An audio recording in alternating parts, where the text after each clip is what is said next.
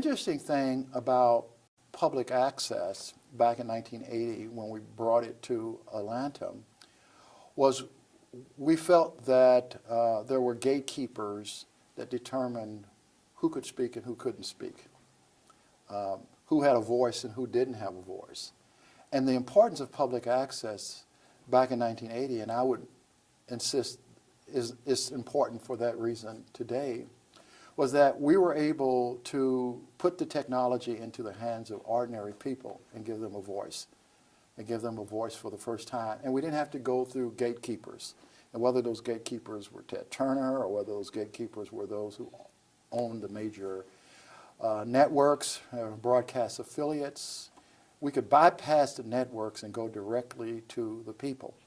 So the concept of a public access community television program that brought facilities and equipment and training and nurturing and all the things that go along with it was quite a radical idea back then. But the whole concept was to give voice to the voiceless. You say that we talk in this book quite a bit about the least of these. Well, that was the concept back then too, to empower the least of these. And they came. I mean, we had Hosea Williams, the voice of the Crusader, on there, the Butler Street YMCA, where Dr. Martin Luther King went as a kid, had its own program, the Hungry Club Forum, that stayed on for many years. And then many, many individual producers, and the League of Women had a program, the NAACP had its own program. Think about that for a minute now. The SCLC and the NAACP and all of these organizations now had a platform and a way of speaking directly to the people. And they didn't have to depend on getting up at 5 a.m. and going on a public affairs program once every 5 years or however often they got it. Quite a radical concept.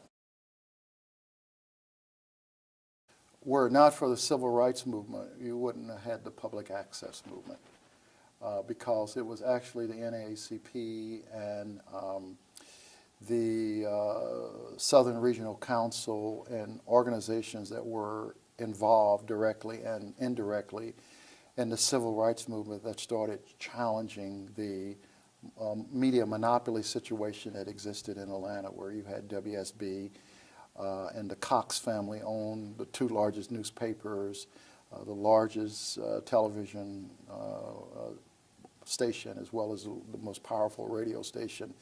And the FCC said it was the worst case of cross ownership in the United States of America. That much power concentrated in the hands of one family and one media. So they actually, the NAACP and Southern Regional Council and others actually sued for the right to break up this monopoly.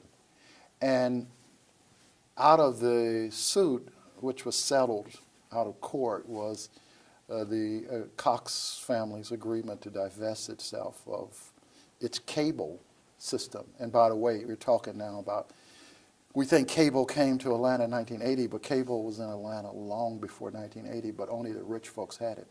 And they were able to operate a very profitable cable system by ignoring most of the city, the black community, the urban part, the inner city communities, and they were able to run a very profitable cable company just in the northern part of Atlanta. So part of the agreement after the out-of-court settlement was that Cox would divest itself of its cable company, and that in its place the company, the city would enter into competition, open competition, for a new cable operator to build out cable in the entire city of Atlanta. And there was a lot of competition back then, but eventually a Canadian-based company called Cable Casting Limited won, and its American subsidiary was called Cable America, and then the Atlanta subsidiary was called Cable Atlanta. So, but part of the requirement to get the franchise agreement for the entire city of Atlanta, was that the cable company had to provide something that would be, I guess, equivalent today to a community benefits package. And the community benefits package was this public access television program that required, that consisted of 5 studios in 5 different communities in Atlanta, and a lot of equipment and a lot of staff. I think even my position was clearly in the legislation. And the dollar amount, I remember very clearly, the first director had to be paid a minimum of $20,000 a year. And I thought that was big money back then. And it probably was pretty decent back then. But that's how it happened. But, you know, at the same time that you had the legal battle going on for breaking up the media monopoly, you did have just all kinds of things. You had the Neighborhood Arts Center, and you had all the arts coming out of the Neighborhood Arts Center. The Neighborhood Arts Center was also involved with public access early on. I was part of a community poetry group. We called it symphonic poetry then, where we were creating poetry to jazz, and we were going around in public housing and public parks, and we were performing. Our group was called People's Revolutionary Art Ensemble, PRAY. And it was just an exciting period of time because although it was 1980, the Black Arts Movement was, or at least the spirit of the Black Arts Movement was still extremely alive in Atlanta. So the first people really who came to People TV were really artists. And a lot of the programs were art-focused and arts-oriented.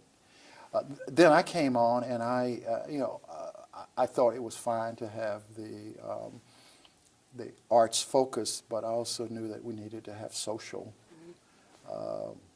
organizations and groups with social messages. So the blend of the two made for a very interesting program menu of sort of video artists, but also all the social organizations, and that they kind of comprised the first producers of public access programs.